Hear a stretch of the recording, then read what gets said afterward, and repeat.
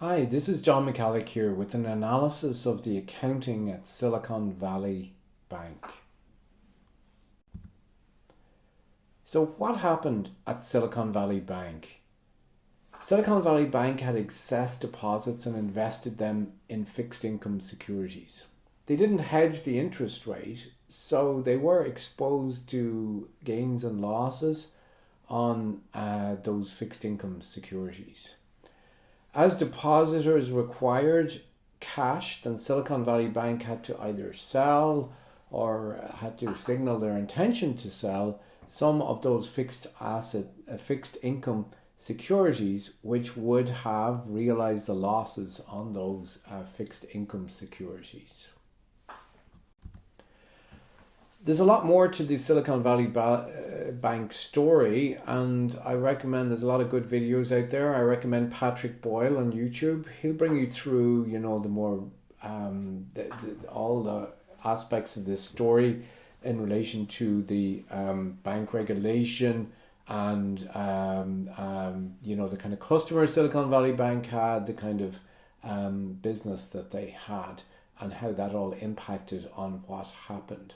I'm going to focus on the accounting here, and I hope at the end of the video that you will be able to understand the accounting that they were using and also be able to apply your knowledge to working out whether other banks have the same problem or not. JP Morgan have done a note on this, and it would seem from their note that this is not widespread, certainly among the bigger US banks, and that it is also not that big a concern at most of the European banks. So let's look at the balance sheet. Silicon Valley Bank, this is their Q1 2022 balance sheet, and in that balance sheet we have got two lines that are of particular interest here.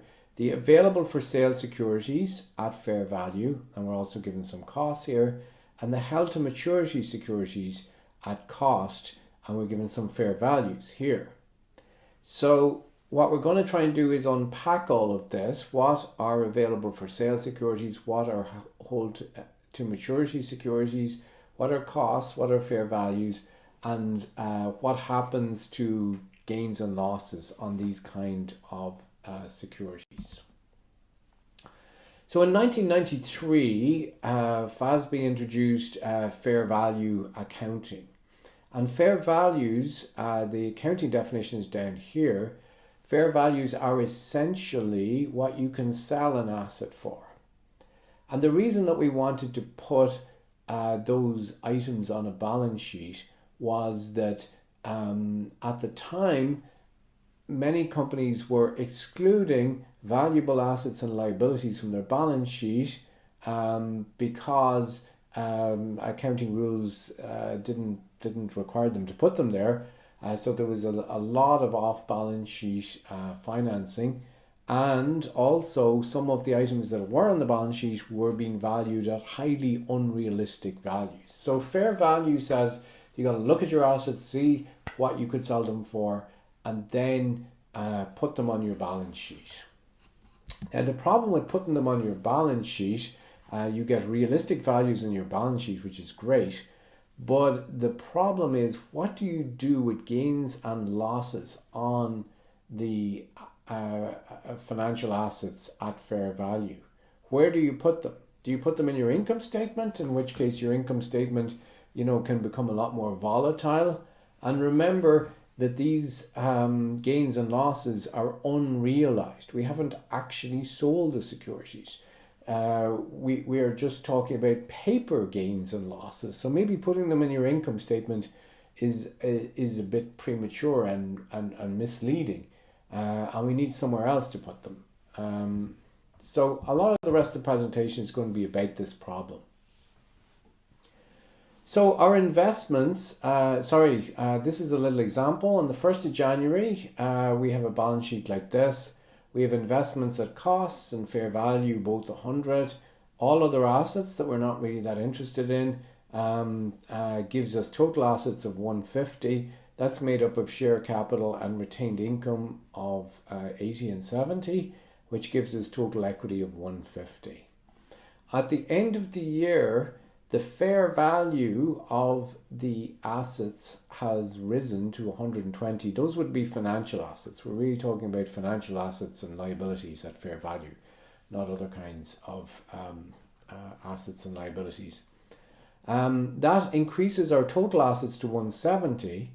And the real question for accountants was, well, where do you put the gain? Let's suppose we've no other profits for the year. So we have 70 of retained income. Do we, make that 90? Or do we use this other comprehensive income category to put the 20 in there? So that was certainly one question. Should the should the gains and losses go through the income statement or go through somewhere else? And the somewhere else was other comprehensive income. That was a statement that came at the end of the income statement, and it didn't affect your net income. It didn't affect your earnings per share. But it did show investors were there unrealized gains and losses on fair value securities and other things.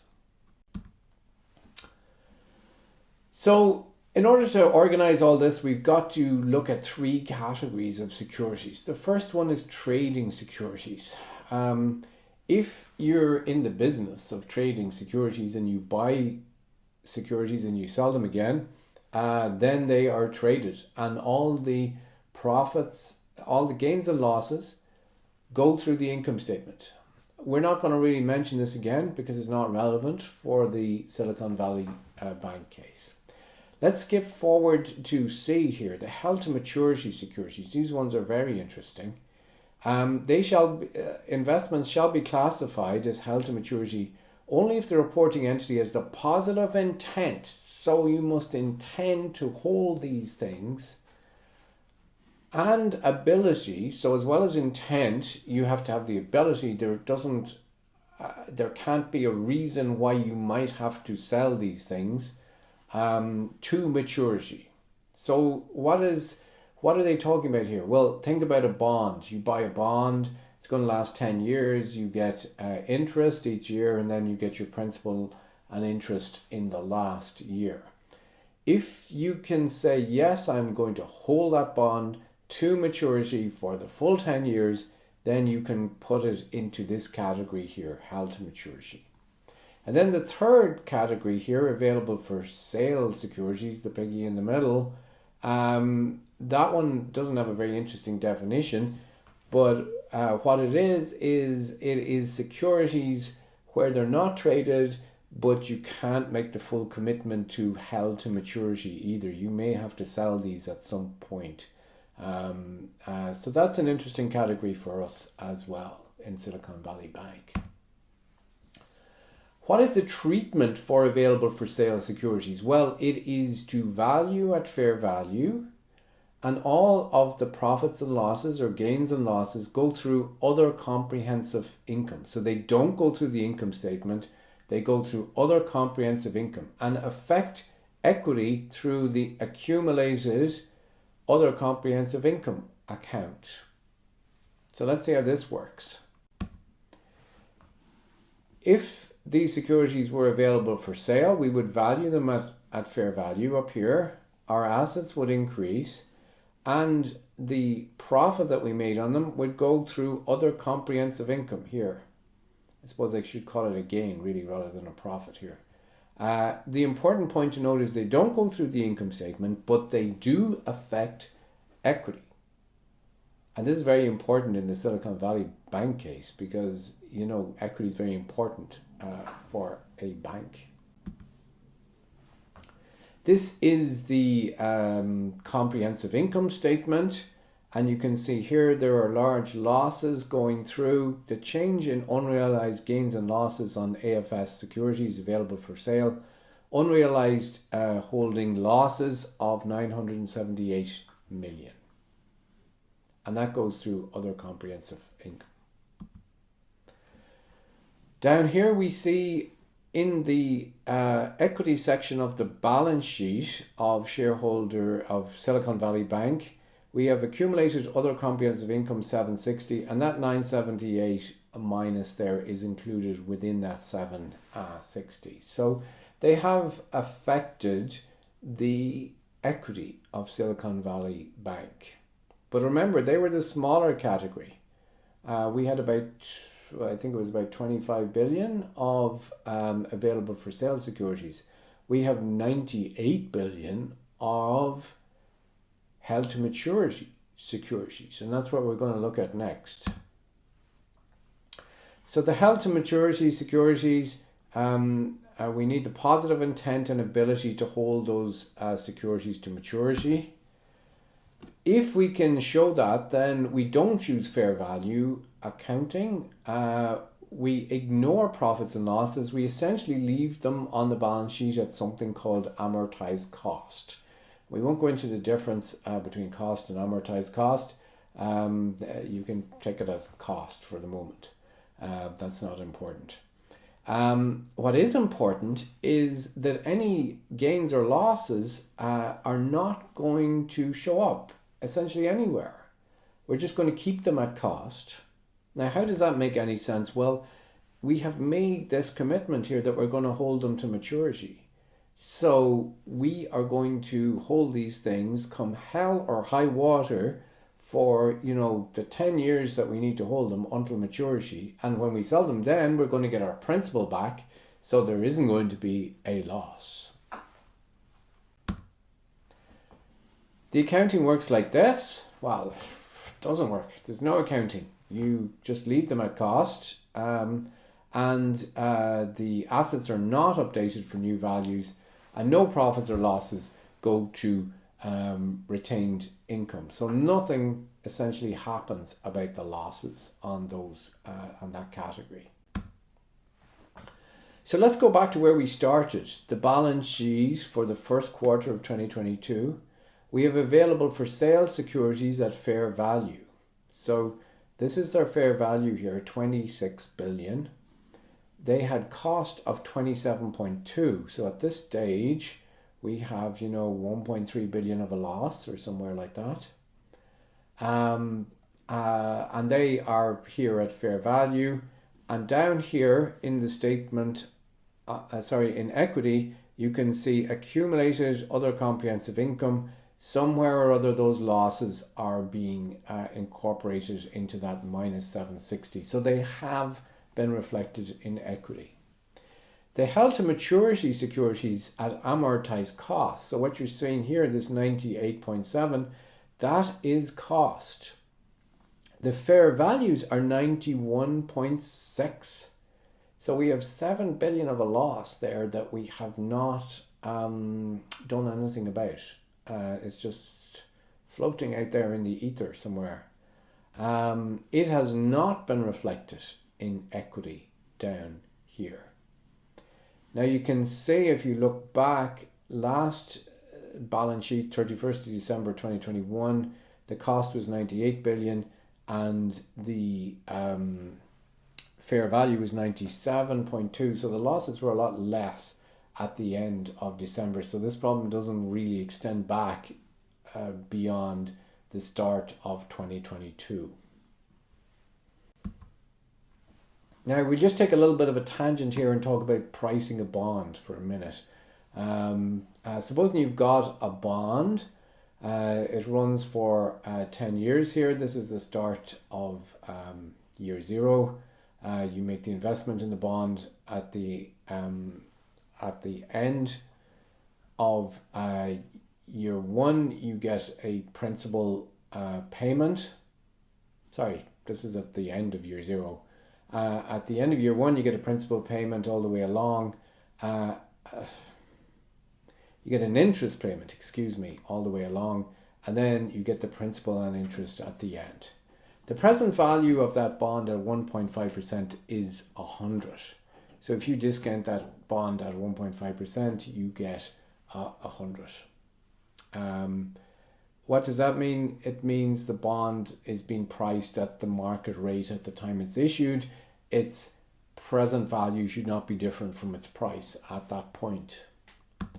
However, you go down the line and at the start of year 5, you try and value the bond. Well, you're going to have cash flows at the end of year 5, 6, 7, 8, 9, 10.